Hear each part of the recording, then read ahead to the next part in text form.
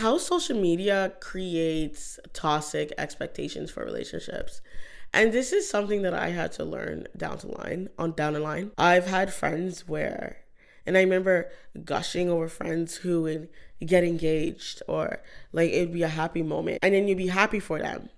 And let me know if you can relate to this. And then maybe years down the line, right? Whatever those years are, then you'll find out that the said significant other was abusive or a monster from hell. And then you're wondering like, wait, what? And there was many times where I had to scroll back, years back. Yes, I had that type of time. And I was like, wait, what are you talking about? And I would go back and look at their posts where they were praising the person, where they were taking lovey-dovey photos. You know what I'm talking about? And then the person looked completely normal.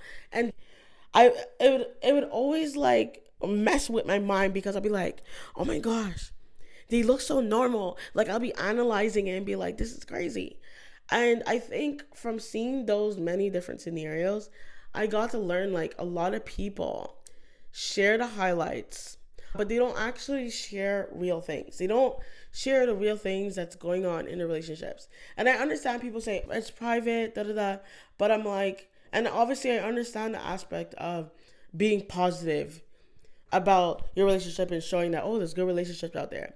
But I've also always believed that it's important to share the bad things, not just share the good things, and give a realistic overview of things that you learned and things that you've gone through.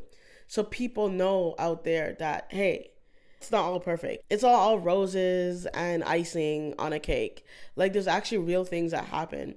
I think that once I got to understand that, I looked at relationships the whole way. Like I stopped feeling distressed about it. I stopped comparing. I stopped being like, oh, I wish I had this, because most of the time you didn't know that you're wishing to have a nightmare of a relationship. And so I believe sometimes social media is very toxic. And sometimes I find the people who share the most are sometimes with the relationships where you're like, when something happens, you're in shock because you're like, wait, what just happened? Compared to being just quiet and under the radar.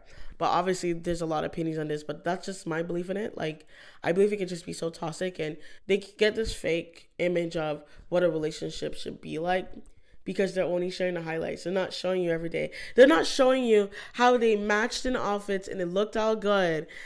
But maybe 10 minutes ago, they're arguing up in that same outfit that they're matching with, right? It's important to keep everything in perspective.